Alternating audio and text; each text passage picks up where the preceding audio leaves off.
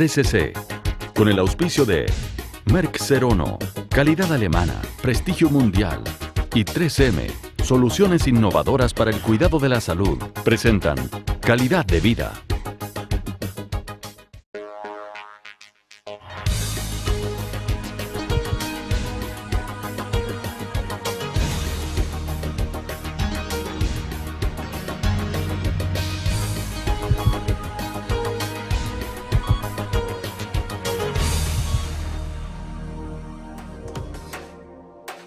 El sistema circulatorio es el encargado de transportar la sangre a través de nuestro organismo mediante 50.000 kilómetros de venas y arterias aproximadamente. La arteria aorta es la principal del sistema circulatorio y da origen a toda la red que distribuye la sangre oxigenada por nuestro cuerpo. Quizás usted, como mucha gente, sabe poco respecto de este importante tema, por eso lo invitamos al interesante capítulo de hoy en Calidad de Vida. Bienvenidos a este nuevo programa de Calidad de Vida a través de las pantallas de Canal 13C. Este programa previo al mes que vamos a tener, que es el mes del corazón, está con nosotros un invitado que es el doctor Manuel José Irarrázaval. Bienvenido, Manuel, a nuestro programa. Queremos conversar, y el doctor Irarrázaval me pidió conversar del tema de la arteria aorta. Como la mayoría de ustedes no sabe lo que es la arteria aorta, yo le voy a pedir a Manuel que empiece a explicar un poco de qué se trata esto. Yo creo que es bien bueno empezar por eso. A mí me ha tocado que la mayoría de la gente, cuando uno le habla de la aorta, no está muy ubicada a qué corresponde y se ha ido transformando en una patología bastante importante. Ahora, si no te importa, yo voy a usar mi esquema clásico de hacer dibujos, porque esto creo que facilita la comprensión. Es imposible. Yo no soy muy buen dibujante, pero esto es un diagrama. Entonces, si uno se acuerda, en el cuerpo humano, el cuerpo está con esa forma aproximada y el corazón está en este sector. Entonces, lo que uno debe preguntarse es cómo hace el corazón para que llegue la sangre a la cabeza, a los brazos, a los órganos que están en el abdomen. Aquí están los riñones, por ejemplo, el intestino, acá las piernas. Bueno, y el sistema que tiene el organismo es un sistema de conductos, que en construcción normal hablaríamos de cañerías. Las cañerías del organismo son las arterias, y las arterias lo que hacen es conectar el corazón hacia los distintos órganos a los cuales tiene que llegar la sangre, hacia la cabeza, hacia el brazo, y la aorta baja por aquí. Esto es el conducto arterial que distribuye la sangre a todo el organismo. Ahora tiene ramas que van a los brazos, que van a la cabeza, aquí hay otras más chiquitas que van a las costillas, otras que van a los riñones, otras que van al intestino y otras que van a las piernas. Ahora, en distintos sectores de su curso, la aorta tiene distintos nombres. Aquí, en este sector, se llama la aorta ascendente, en este otro sector se llama el arco aórtico, acá se llama la aorta descendente, acá se llama la aorta abdominal, y aquí donde se divide se llaman las ilíacas o las femorales. Pero todo ese trayecto es la arteria aorta en distintos sectores. Así que esta es la definición anatómica de qué es lo que es la aorta. ¿Cuáles son las enfermedades más importantes que pueden ocurrir a ese nivel en la arteria aorta que les toca a ustedes como cirujanos cardiovasculares? Mira, me voy a extender un poquito más de la exclusiva aorta, porque es importante entender que mientras más finas las arterias, por ejemplo, si nosotros tuviéramos la continuación de esta arteria que va hacia el cerebro y las arterias más finas, cuando se produce una placa de arteriosclerosis, se transforma en un problema muy importante porque la sangre tiene dificultad de pasar a través de una zona más estrecha. Y eso es una de las causas de accidentes vasculares encefálicos, de infartos cerebrales, y esa es una patología. Y sucede, por ejemplo, en las arterias renales. También a veces se produce estrechez por arteriosclerosis o otras causas, y se estrecha la arteria renal y los riñones funcionan mal, o las arterias que van al intestino o las arterias de las piernas. Entonces, lo primero que hay que tener presente es que el sistema arterial es susceptible de tener estrechamientos. que la mayoría de las veces se deben a enfermedades arterioscleróticas, pero hay otras cosas más excepcionales que no nos vamos a complicar en este momento. Vámonos a la parte más gruesa, digamos. Ahora, en la aorta torácica, que es donde yo me dedico principalmente, el principal problema es de dilatación, que se agranda, de modo que de un diámetro inicial de unos 20 milímetros empieza a crecer y a crecer y a crecer. Y eso es lo que se llama los aneurismas. Hay mucha gente que no tiene claro qué es lo que significa. Aneurisma significa que hay una dilatación de la aorta, que puede ser muy localizada o puede ser generalizada en un segmento más grande. En el abdomen, por ejemplo, es bastante frecuente que se produzcan aneurismas en la aorta, en la arteria aorta abdominal. En la parte que me corresponde a mí, donde yo trabajo más que nada, es en los aneurismas del sector de la aorta ascendente, en el sector del arco aórtico, en el sector de la aorta descendente. Los cirujanos vasculares son los que se involucran principalmente en los aneurismas de la aorta abdominal y cada vez más se están involucrando en la aorta descendente también. ¿Y cómo una persona, alguien que nos está escuchando, puede darse cuenta de que puede tener un problema de este tipo? Esa pregunta tuya es requete contra importante, porque normalmente cuando una patología de la aorta da síntomas es bien tarde. Y eso es lo que hace muy difícil esta circunstancia, porque una proporción importante de estos pacientes llegan cuando se rompen estos aneurismas. Ya podemos hablar de eso después. Y no requiere mucha imaginación entender qué es lo que pasa cuando se rompe una arteria grande que tiene mucha sangre adentro a presión. Eso es normalmente muy fatal. ¿Cuáles son los grupos de más riesgo de tener el aneurisma? Mira, hay en los aneurismas una diferenciación importante y me voy a referir fundamentalmente a la zona de la aorta torácica, que es la que yo más trabajo. Si uno cortara una aorta y la mirara desde arriba, se ve un tubo redondo, ¿no es cierto? Pero si uno usara un microscopio y ampliara este sector, se daría cuenta que la aorta está compuesta por varias capas. Entonces esto es el interior y esto acá es el exterior. Resulta que hay una enfermedad en la cual esta capa media de la aorta se debilita. Esto es una patología congénita en que hay en la estructura molecular hay mucha debilidad. Y esto hace que se vaya dilatando la aorta, pero en algunas circunstancias se produce un evento muy dramático, y es que por una ruptura de esta capa se mete la sangre en este sector y produce lo que se llama una disección, en la cual se separan las capas y se produce una tremenda colección de sangre a mucha presión. Y a veces esto pasa de golpe hasta afuera y se produce una exsanguinación. Sangra internamente la persona y se muere instantáneamente. Esta es una de las patologías más graves y de más mortalidad en la aorta. Esas se llaman las disecciones de la aorta. Y la otra circunstancia es simplemente cuando se dilata. Y esto no necesariamente por una falla de la estructura de la capa media, sino que por una debilidad e hipertensión. La gente que tiene la presión alta es un grupo que tiene más debilidad y la aorta se empieza a dilatar. Y lo que pasa aquí es que lo que pesa aquí es la tensión de la sangre contra la pared. Y ustedes se acuerdan que la tensión en un conducto o en un globo es proporcional a la presión multiplicado por el radio al cuadrado. Esto que suena sencillo es el mismo efecto que pasa cuando uno empieza a inflar un globo. Uno le echa una sopladita, crece un poco, otra sopladita, crece otro poco, otra sopladita, otro poco y otra sopladita igual y revienta.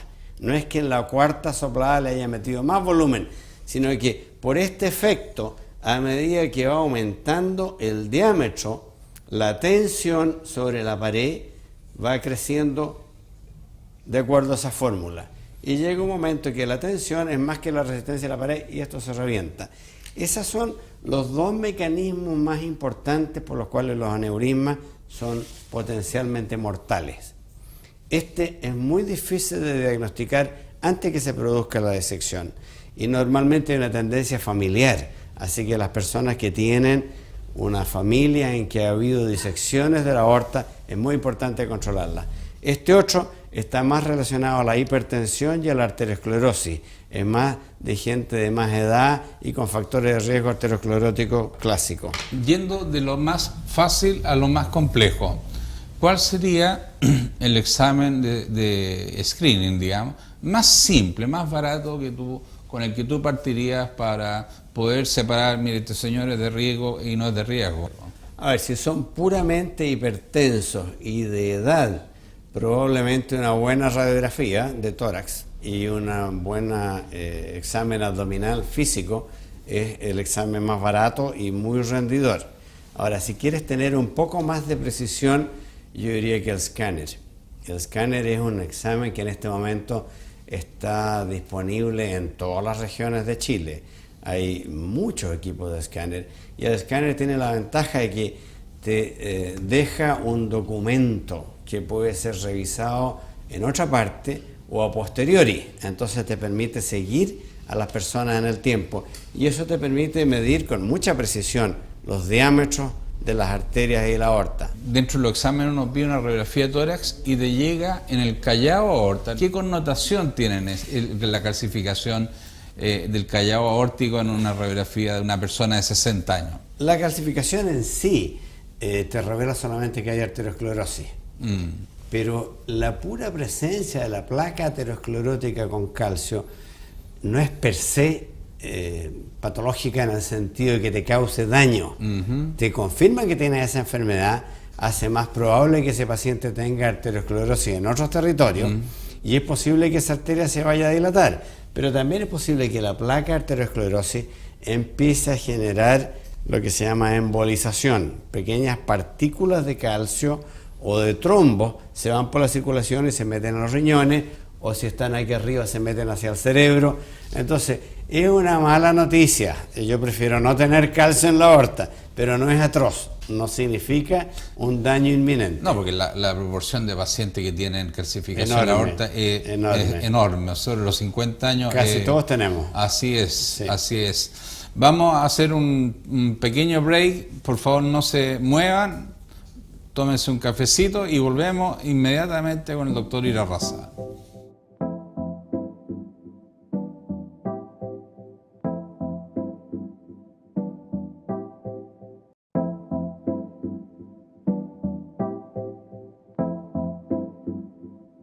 Quiero presentarles una solución innovadora de 3M.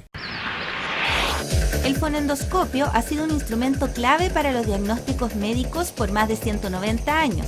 Y en ese contexto, 3M nos presenta el nuevo fonendoscopio Littmann 3200, que viene a formar parte de una nueva generación de última tecnología. Littmann 3200 permite comunicar el fonendoscopio con su computador personal vía Bluetooth mediante el software Sargis, permitiendo con ello la visualización en tiempo real y registro del procedimiento de auscultación del paciente. Otro de los beneficios del fonendoscopio es la amplificación del sonido hasta 24 veces, permitiendo, entre otras cosas, examinar sobre vestimentas delgadas. Además, tiene la capacidad de reducción del ruido ambiental en un 85%. Littmann 3200 fue seleccionado como el producto más innovador del año 2009 en el área de salud, de acuerdo a la revista Popular Science. Este producto forma parte de los esfuerzos de investigación y desarrollo que 3M ofrece tanto a los profesionales de la salud como a los pacientes. Littmann 3200 es otra solución innovadora 3M. Bueno, de vuelta en el segundo bloque, conversando con el doctor Manuel Irarrázaval. Manuel, te voy a invitar a que responda a una pregunta del público. Doctor, a mi mamá le diagnosticaron aneurisma de tórax. ¿Qué significa eso?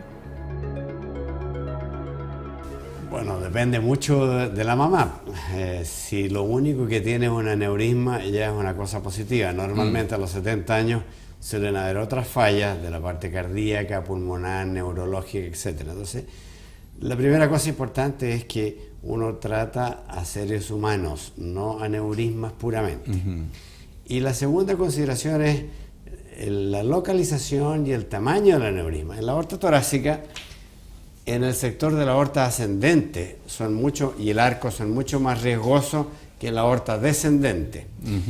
Así que ahí hay una consideración. Y la otra es el tamaño del aneurisma. Si uno está frente a esta circunstancia y hay un aneurisma, pero no demasiado grande, la decisión de hacer algo es muy limitada, porque el riesgo cuando hay un aneurisma de tamaño relativamente chico, y eso se entiende menos de 5 centímetros de diámetro, es relativamente poco. Entonces aquí uno tiene que balancear el costo-beneficio, riesgos y beneficios para el paciente. Claro. La probabilidad de que se rompa un aneurisma de menos de 5 centímetros es muy baja.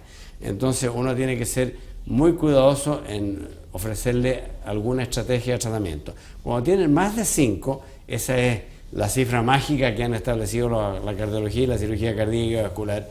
Ahí hay que empezar a hacer intervenciones en que remuevan ese riesgo. Y en la aorta torácica descendente, por ejemplo, si nosotros tuviéramos un aneurisma en este sector, detrás del corazón aquí, hasta hace algún tiempo la única solución era que un cirujano abriera el tórax por el lado y reemplazara el sector de la aorta con una aorta sintética que fuera desde aquí hasta acá. Eso es un procedimiento de mucha envergadura y afortunadamente los cirujanos vasculares han ido desarrollando técnicas que permiten entrar por la arteria femoral con un catéter, desplegarlo y aquí desplegar por dentro de la aorta un elemento que se llama un stent. Un stent significa un soporte interno que entra apretado y se dilata con un baloncito y apoya el stent en un sector de aorta normal y en otro sector de aorta normal, de modo que el flujo de la sangre se hace exclusivamente por dentro del stent y la presión contra la pared desaparece. Yo lo encuentro extraordinario. Esa es una solución fantástica. Yo lo encuentro extraordinario. Y eso lo empezaron a hacer los cirujanos vasculares en el abdomen y ahora se han ido metiendo más y más en el tórax. Y de hecho nosotros en la Universidad Católica tenemos muchos pacientes que tienen varios stents desde aquí para abajo. Y esta área que era de los cirujanos cardíacos exclusivos se ha ido transformando en un área compartida en que cada vez más la hacen los cirujanos vasculares. Eso si la aorta aneurismática está en la parte descendente. En la parte ascendente y en el arco, en cambio, la situación es mucho más compleja, porque aquí uno tiene que estar preocupado de un corazón que no es llegar y detenerlo, y de la circulación del cerebro. Sí, claro. Así que si quieres te explico la técnica de eso después, pero es harto más complejo. Es más complejo, sí. ¿Qué relación tiene, Manuel, el tabaco con todos estos problemas? Mira, el tabaco es el único veneno legalmente vendido que afecta enormemente todo el sistema arterial. El tabaco básicamente produce vasoconstricción, o sea, se aprietan las arterias, con lo cual sube la presión arterial y se dañan por el flujo sanguíneo, pero además tiene un efecto inflamatorio muy importante. Está completamente demostrado que en la enfermedad vascular periférica, cerebrovascular y coronaria, los fumadores tienen un muy mal pronóstico. Y es una de las frustraciones grandes que uno tiene cuando uno opera a un paciente de esto y siguen fumando. El pronóstico ahí es muy malo. Ahora, en el aneurisma propiamente tal, es menos evidente el efecto dañino del tabaco, porque ahí funciona básicamente por el aspecto inflamatorio y de resistencia a los tejidos. Así que en este sector exclusivo no es tan determinante como en el resto del sector arterial. ¿Qué resultados se obtienen primero con la técnica clásica, con el reemplazo de lo que se hacía hasta hace poco tiempo, con el reemplazo de segmentos dañados? A ver, depende mucho de la circunstancia en la cual tú operas a la persona, porque si estás en una circunstancia inminente de ruptura, ya sea por disección o ya sea por aneurisma, básicamente lo que tú estás haciendo es salvarle la vida. La mortalidad cuando se rompen estas aneurismas, por disección o por aneurisma, es extremadamente alta. La ruptura de una disección de la aorta ascendente tiene una mortalidad de 2% por hora en las primeras 48 horas. O sea, a las 48 horas casi el 50% de la gente está muerta. Así que lo que está haciendo es salvarle la vida. Sí, claro. En esta circunstancia la mortalidad es menos dramática, pero cuando están en etapa de prerruptura, que se manifiesta por dolor fundamentalmente, lo que hace es aliviar el dolor y salvarle la vida. El riesgo de la mortalidad operatoria en ese escenario no es bajo.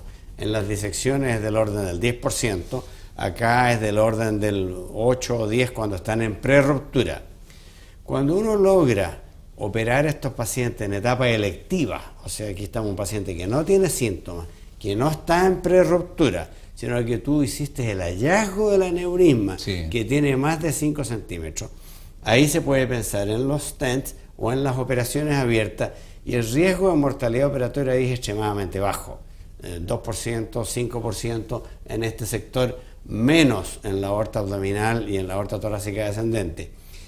No le alivia síntomas, sin embargo. Entonces, el argumento para el paciente es un poco complicado, porque tú lo que le tienes que explicar debe ser un problema parecido al que tienen ustedes Sí, en el claro, cáncer, sí. que se encuentra con una lesión que el paciente no le molesta, no le duele, pero tú sabes positivamente La secuela que el futuro de eso es pésimo. Entonces, ahí hay nuevamente un balance de tener la certeza del diagnóstico, la certeza del pronóstico natural de la enfermedad y pesar eso contra el riesgo que tú lo induces al hacer el procedimiento. ¿Cómo tú separas el dolor por un aneurisma de un dolor cardíaco, por una angina? Es difícil la distinción. Yo te diría, personalmente, cualquier persona que yo tenga seguridad que tiene un aneurisma de 3 o 4 centímetros para arriba, si tiene dolores en el tórax, yo voy a estar muy nervioso de que se esté en etapa de prerruptura. Ahora, las características del dolor son un poco distintas. El dolor anginoso, por ejemplo, de los coronarias, normalmente está asociado al esfuerzo, al frío, a las emociones, al estrés. Este otro dolor es un dolor más sordo, muy persistente, más profundo. A veces tiene relaciones posicionales, pero no hay que confiarse mucho en esas características. Uno tiene que ser muy suspicaz en ese caso. Yo me acuerdo de haber diagnosticado, sentí un soplo, así acá, y la señora tenía una estrechez carotidia. El hallazgo de un soplo en el cuello es absolutamente indicativo de que existe alguna lesión que está estrechando el paso de la sangre. Lo que causa el soplo es la turbulencia de la sangre al pasar por un conducto que se estrecha. Ahora, no requiere una acción inmediata el puro soplo. Normalmente hay que cuantificar la magnitud del estrechamiento, y eso en este momento se hace básicamente por lo que se llama el duplex color, que es un estudio con ondas de sonido que permite visualizar muy bien el diámetro de la arteria, el diámetro de la estenosis, el grado de turbulencia, la gradiente, y el paso siguiente es hacer una arteriografía para medir con gran precisión el tamaño. Ahora, si estas lesiones son muy severas, ameritan per se una intervención. Más todavía si hay síntomas. Normalmente las estrecheces de las arterias carótidas en los niveles bajos no dan síntomas, y puedes tener un soplo sin síntomas con estrechez no muy severa, y puede no ser necesario hacer nada en ese momento, sí ser seguido cuidadosamente en el tiempo. Si hay síntomas de falla del riego cerebral, y esos son básicamente parálisis en los brazos, dificultades con el lenguaje o cegueras temporales en el campo visual, eso asociado a una lesión aquí hace obligatorio intervenir y resolver ese problema, porque si no tú estás en la antesala de un infarto cerebral. Bueno, de esta forma terminamos este programa de esta semana. Acuérdense que viene el mes del corazón con el doctor Irarrázaval. Ya partimos, digamos, en esta dirección. Manuel, nuevamente 1.000.000 de gracias por colaborarnos. Encantado, pues, Carlos. Bueno, que tengan nuestro público una muy buena semana y lo esperamos el próximo martes, siempre a las 10 de la noche.